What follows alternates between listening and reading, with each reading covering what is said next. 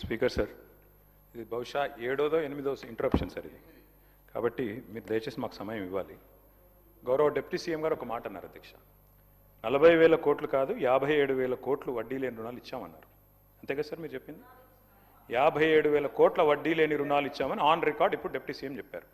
Sir, I challenge the honourable deputy CM. ఆయన చెప్పిన మాట వాస్తవం అయితే, 57,000 కోట్ల వడ్డీ లేని రుణాలు ఇచ్చిన మాట వాస్తవం అయితే ఆర్డర్ కాపీ చూపెట్టమనండి. ఇక్కడే రాజీనామా చేసి నేను శాశ్వతంగా, లేదంటే వారు రాజీనామా చేయాల్సి, తప్పుడు ప్రచారం చేసినందుకు, సభను తప్పుదోవ పట్టించినందుకు వారు రాజీనామా చేయాలి. ఎక్కడిచ్చారు అధ్యక్ష 57,000 కోట్ల వడ్డీ లేని రుణాలు? ఈ రకంగా సభను, రాష్ట్ర ప్రజల్ని, రాష్ట్రంలోని మహిళల్ని కించపరుస్తుంది మీరు. ఎక్కడిచ్చారు వడ్డీ లేని రుణాలు 57,000 కోట్లు? లెక్కలు చూసుకోండి, మీరు ఫైనాన్స్ మినిస్టరు. ఇట్లా మీరు మాట్లాడకూడదు భట్టి గారు, యూఆర్ రాంగ్. దయచేసి ప్లీజ్ కరెక్ట్ యువర్ సెల్ఫ్.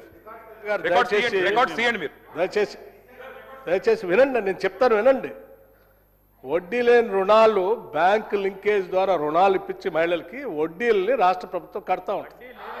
వినండి వినండి విధానం వినండి. మీకు అవగాహన లేకుండా మాట్లాడితే ఎట్లా? అవగాహన లేకుండా మాట్లాడితే ఎట్లా? మేము వచ్చిన తర్వాత కొన్ని సంవత్సరాలుగా పెండింగ్ ఉన్నటువంటి ఆ వడ్డీ లేని రుణాల పేరు మీద కట్టాల్సిన వడ్డీకి సంబంధించినటువంటి చెక్కుల్ని మేము వచ్చిన తర్వాత క్లియర్ చేసుకుంటూ పోతా ఉన్నాం. ఇప్పుడు కూడా మేము చేసుకుంటూ ముందుకు పోతూనే ఉంటాం. తప్పనిసరిగా 5 సంవత్సరాల్లో ఈ 1,00,000 కోట్ల రూపాయలకు సంబంధించిన వడ్డీలకు సంబంధించిన దాన్ని మేము చేసుకుంటూ పోతూనే ఉంటాం. మీరు ఎన్ని ఇబ్బందులు పెట్టినా, ఎన్ని అడ్డంకులు కలిగించడానికి ప్రయత్నం చేసినా ఈ రాష్ట్రంలో ఉన్నటువంటి మహిళలకి వడ్డీ లేని రుణాలు ఇప్పించే బాధ్యత ఈ ప్రభుత్వాన్ని తీసుకుంటాం, చేసుకుంటూ ముందు పోతూనే ఉంటాం. రాష్ట్రంలోని మహిళలందరూ చూస్తున్నారు సార్, మహిళా సంఘాల వాళ్ళు చూస్తున్నారు. డిప్యూటీ సీఎం గారు చెప్పారు, ఫైనాన్స్ మినిస్టర్, ఆయన ఆషామాషి వ్యక్తి కాదు. 57,000 కోట్ల వడ్డీ లేని రుణం ఇచ్చామని చెప్పారు. నేను అడిగింది ఏంటి సార్? 57,000 కోట్ల వడ్డీ లేని రుణాలు ఇచ్చిన మాట వాస్తవం అయితే దాని కాపీ చూపెట్టండి, నేను రాజీనామా చేస్తానని చెప్పాను. దానికి చెప్పలా, మళ్ళీ ఏదో ఉపన్యాసం చెప్తున్నారు. No, you are wrong deputy CM గారు. Please check with your officers. చూపెట్టండి, హౌస్లో పెట్టండి, ఆర్డర్ కాపీ చూపెట్టండి, హౌస్లో పెట్టండి. నెంబర్ 1. నెంబర్ 2 అధ్యక్ష నెంబర్ 2 నేను చెప్పేది అధ్యక్ష, మాకు గౌరవం ఉంది సార్. ఇది వీళ్ళు 10 ఏళ్లలో ఇచ్చిన 74,000 కోట్లు, కానీ దాన్ని కూడా వడ్డీ లేని రుణాలే అన్నారు. కానీ వీళ్ళే మహానుభావులు 5 లక్షలకు పరిమితం చేసి పెట్టారు. భవిష్యత్తులో మేము దాన్ని ఎక్స్టెన్షన్ చేస్తాం. ఇప్పుడు ప్రతి గ్రూపు 5 లక్షలు తీసుకుంటారు, కడుతున్నారు, 20 లక్షల దాకా కూడా తీసుకున్నారు. కాబట్టి అవన్నీ కలిపితే 54,000 కోట్ల రూపాయలు ఇప్పటి వరకు ఇచ్చినాం. 57,000 కోట్ల రూపాయలు ఇప్పటి వరకు ఇచ్చినాం. మేము ఇప్పటి వరకు ఇచ్చినాం వాళ్ళకు లోన్స్. అది స్త్రీనిధి ద్వారా ఇచ్చినాం, బ్యాంక్ లింకేజీల ద్వారా ఇచ్చినాం. దాంట్లో మేము ఇప్పటి వరకు వాళ్ళ వడ్డీ కట్టింది 1,121 కోట్ల రూపాయలు కట్టినాం. వాళ్ళు ఈ మధ్య కాలంలో ఇంకా తీసుకున్నారు. మీరే పెట్టారు బ్యారికేడ్స్, అవి కట్టలేదు. పైనుంచి 5 లక్షలు అని పెట్టారు. వీళ్ళే హరీష్ రావు గారే పెట్టారు. నిన్న మొత్తం తెలుసుకున్న డాటా అయినా పెట్టిండు. ఆడవాళ్ళకి ఎందుకు అలా ఇంతగానో లోన్స్ అని కండిషన్ పెట్టిండు. ఇప్పుడు మా ముఖ్యమంత్రి గారు ఒక బ్రాడ్ సంకల్పంతో 1,00,000 కోట్లు ఎవ్రీ ఇయర్ 20,000 crores ఇస్తామని ఇచ్చినాం. దాన్ని 20,000 కాదు, ఇప్పుడు ఈ 2 సంవత్సరాల్లోపే 57,000 కోట్ల రూపాయలు వాళ్ళు తీసుకున్నారు. ఈ దేశంలో అత్యధికంగా బ్యాంక్ లింకేజీలు తీసుకుంటూ ప్రాంప్ట్గా రీపేమెంట్ చేసేది కూడా తెలంగాణలో మన మహిళలే.